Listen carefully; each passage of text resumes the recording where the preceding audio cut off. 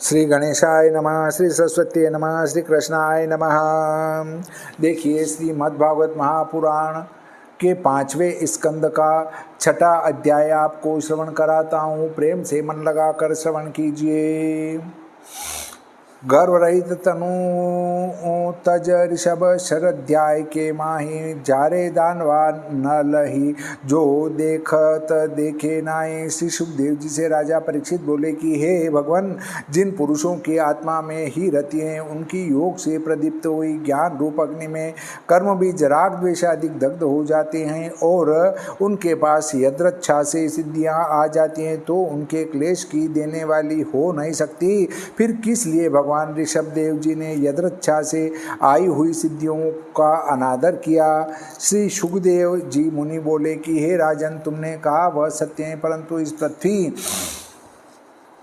पर कुछ एक बुद्धिमान पुरुष जिस प्रकार शठ किरात मृग पकड़ लेने पर उसका विश्वास नहीं करता, ऐसे ही चंचलता युक्त इस मन के सम्यक रूप का विश्वास नहीं करते। इस कारण तत्वों के जानने वालों ने कहा है कि मन अत्यंत चंचल है, अतएव कहीं किसी के साथ मित्रता करनी न चाहिए, क्योंकि इस प्रकार मन का विश्वास करने से शिव जी की बहुत काल से संचित की हुई तपस्या विष्णु जी की मोहिनी रूप को देखकर मात्र में क्षीण हो गई थी। हे राजन, इसका कारण यही है कि जो योगी इस प्रकार के चंचल मन का विश्वास करता है, उसका मन जिस प्रकार विश्वासी पति की व्यभिचारिणी स्त्री अपने मित्रों को अवकाश देकर पति को मरवा डालती हैं, वैसे ही कामदेव को और उसके अनुचर क्रोधादि एक रिपुगणों को अपनी उनकी इच्छा अनुसार कर्म करने देना, अपने भ्रष्ट करने को अवकाश देना है। हे महाराज, काम, क्रोध, लोभ, मोह, शोक और भय आदि सब कर्म बंधन जिसके कारण से होते हैं, उस मन को कौन ज्ञानी पुरुष अपने अधीन मानेंगे? भगवान ऋषभ देव जी यद्यपि लोकपालों के शिरोमणि थे, तथापि पीछे उनके संग में कोई अनुचर भी नहीं रहा। सब सन्यासी के समान अनेक वेश भाषा और अनेक आचार व्यवहार का अवलंबन करने से उनमें किसी रीति से भगवत का प्रभाव नहीं दिखता था। उन्होंने इस प्रकार से कुछ काल तक घूमते रहकर फिर यह भी देखा कि किस किस प्रकार से देह त्याग करना चाहिए। यह योगियों को सिखलाने के लिए अपने शरीर के त्याग करने की इच्छा की, इसलिए आत्मा में ही साक्षात ठहराए हुए परमात्मा को अपने साथ भेद रहित स्वरूप से देख कर देहाभिमान का त्याग कर दिया। यद्यपि उनका देहाभिमान इस प्रकार से निवृत्त हो गया था, तथापि योग माया और वासना द्वारा उनका देह जिस प्रकार कुम्हार का चाक एक बार चलाने से देर तक घुमा करता है, वैसे ही संसार के वश होकर बार बार भ्रमण करते करते कोंक, वेंक, कुटक और दक्षिण कर्नाटक देश में आप ही पहुंच गए। वहां कुट का चल के वन के निकट उन्होंने किसी वासना से कुछ छोटे छोटे पत्थर लेकर अपने मुख में डाल लिए। फिर बावले के समान बाल खोलकर नंगी देह से इधर उधर घूमने लगे। देवात वायु के वेग से उस वन में जहाँ के ऋषभ देव जी घूमते थे, बांस बहुत ही कंपायमान हुए। उन सब के परस्पर अग्रहण से शीघ्र ही भयानक दावानल अग्नि प्रज्वलित होकर उनको सर्वभांति से ग्रास कर लिया। उन ऋषभ देव जी की देह को भी साथ ही भस्म कर दिया और वे अग्नि में ही प्रविष्ट हो गए, क्योंकि अग्नि के संस्कार से शुभ गति प्राप्त होती है। हे राजन, भगवान ऋषभ देव जी पंडितों की वर्णन की हुई अवस्था में भ्रमण करते करते जिस प्रकार के आचरण किए थे, उसको जानकर कोंकण, वेंक, कुटकादि देश के अरथ नामक राजा स्वयं इस प्रकार की शिक्षा करेंगे और निडर हो अपना धर्म छोड़ छाड़ कर अपनी बुद्धि से पाखंड रूप कुमार्ग प्रवृत्त कराएंगे, क्योंकि कलयुग में अधर्म की ही वृद्धि होगी। इसलिए भवितव्य अर्थात प्राणियों के पूर्व संचित किए हुए पाप के फल से इन राजाओं की बुद्धि विमोहित हो जाएगी। इन अरहत राजाओं से ही कलयुगी मनुष्यगण देव माया से मोहित होकर अपने अपने सोच आचार परित्याग करके देवताओं का निरादर, आचमन न करना, सोच न करना, केश नोचना इत्यादि खोटे खोटे कर्म अपनी अपनी इच्छा से धारण करेंगे। इसी से उन सब पुरुषों की बुद्धि का नाश हो जाएगा। जब बुद्धि का नाश हो जाएगा तो वे सब सदा ही वेद, ब्राह्मण, विष्णु व सज्जन पुरुषों की निंदा किया करेंगे। ये सब लोग अध परंपरा के तुल्य अवेद मूलक इस प्रकार की इच्छानुसार प्रवृत्ति का विश्वास कर अपने आप ही घोर अंधकार नरक में गोते खाएंगे।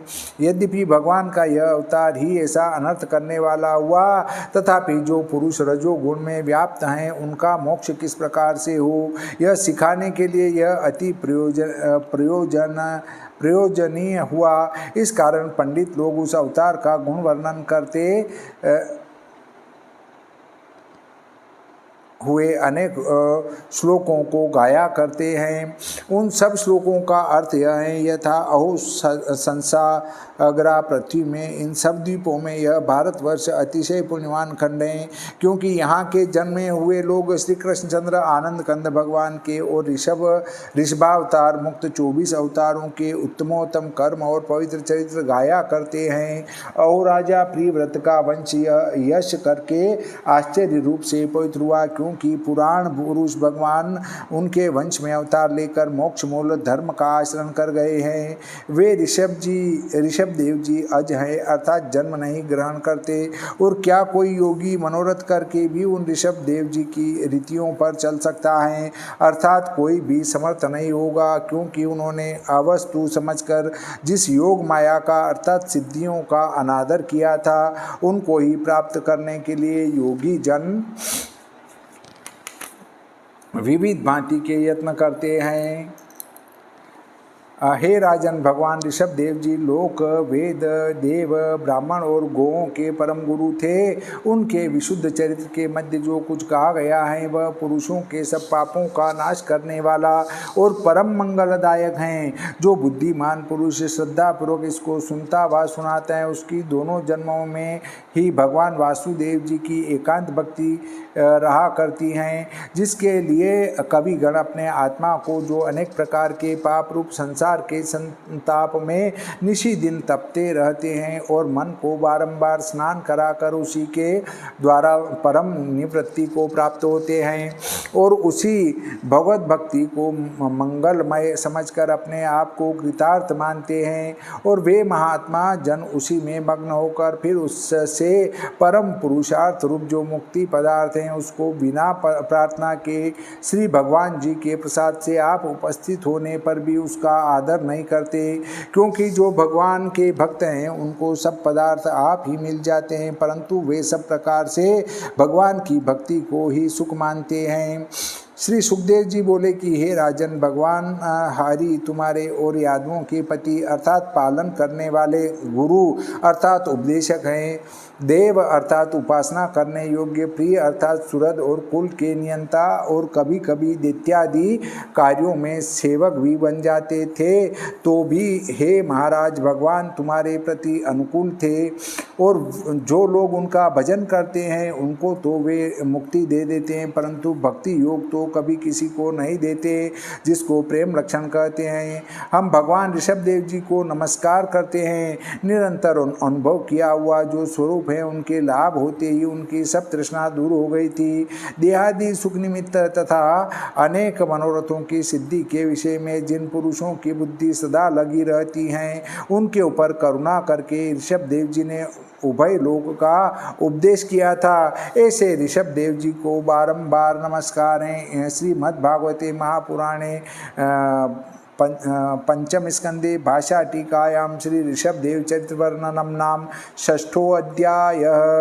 बोलिए श्री सरस्वती मैया की जय, श्री कृष्णचंद्र भगवान की जय, श्री गणपति जी महाराज की जय, श्री रामचंद्र भगवान की जय, श्री बजरंग बली की जय।